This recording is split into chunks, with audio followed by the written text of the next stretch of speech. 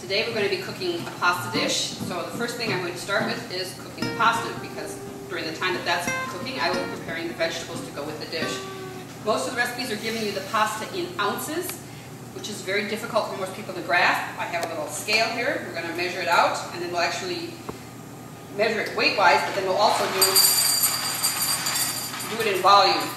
So the recipe calls for 2 ounces. 2 ounces doesn't look like very much. No. This is going to double in size when you cook it.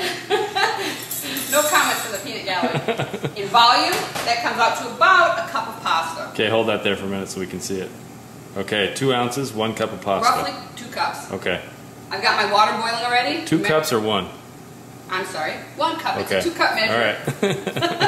Don't follow what I'm saying, just do what I'm doing. I'm just throwing that in that pasta, in the water. I'm going to give it a quick stir so it doesn't stick to the bottom.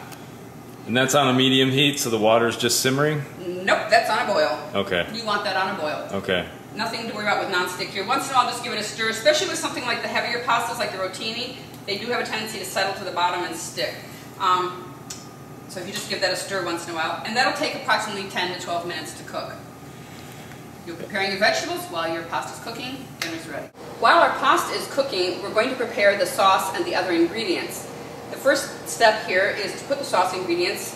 It requires a tablespoon and a half of peanut butter, so I have a no salt added. If you remember, I'm a no salt person. You can use a low fat, whatever works for you. I'm just going to scrape that right into my bowl.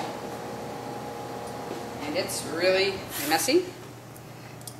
I have to make sure I don't lick my fingers this time. That's right. All right, and then I'm using a teaspoon of rice wine vinegar. If you don't have rice wine vinegar, a regular wine vinegar will work. Regular white vinegar will be a little strong, but it won't make that much of a difference.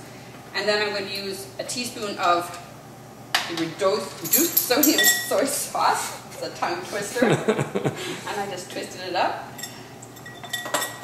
And then I need half a teaspoon of lime juice, so I have some fresh lime here. I just give that a little squeeze. That's probably more than enough.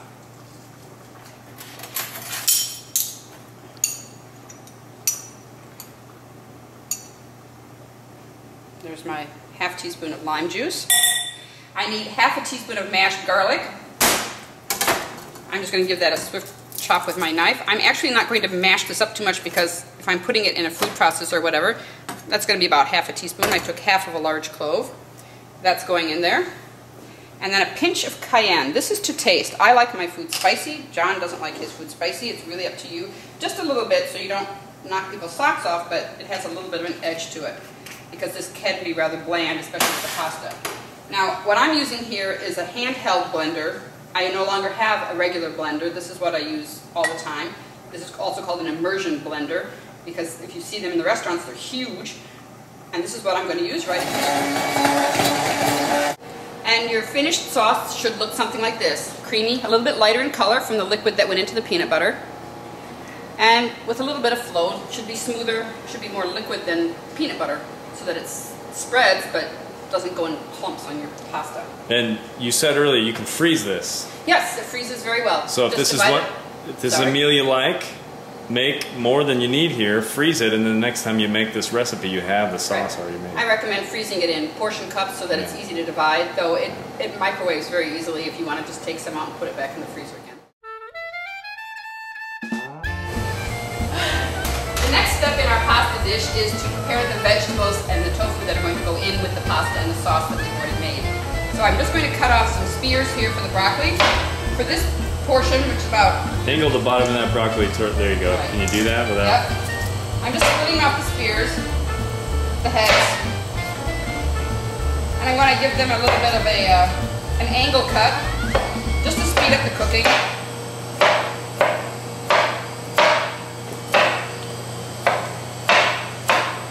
I want about half a cup for this recipe.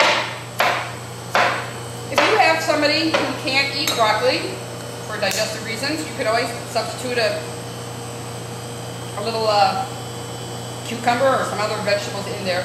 This is quite a generous half cup. About the next step here while we're waiting for our broccoli to steam is getting some red pepper ready to go. I'm only cooking for one person here. I'm only going to take out a quarter without dissecting my whole pepper to help preserve the pepper. Just clean out the membrane. Then we're just going to cut thin strips.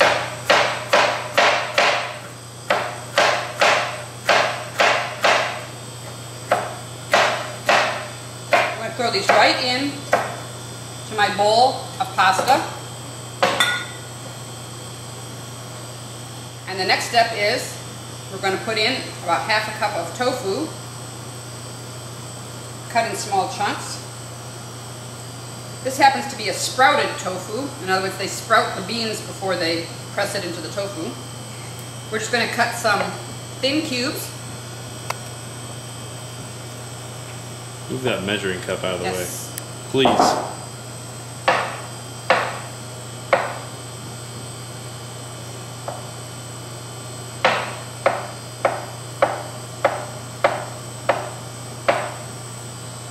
So I now have half a cup of tofu. Adding that into my pasta. I'm going to add the sauce in there. And I have to step away to get my broccoli, and we're going to add that in. Here's the final step. We're going to add our half a cup of broccoli. I have some extra in here that I'll just save for another dish later. I don't need all of this. The hot broccoli will help melt that sauce a little bit so I can stir it together. And remember in the very beginning how puny that pot of pasta looked? Yeah. And now it's all swollen up, and you add all the vegetables and the tofu, and you are ready to eat. Very good. Enjoy. Thank you, Sarah.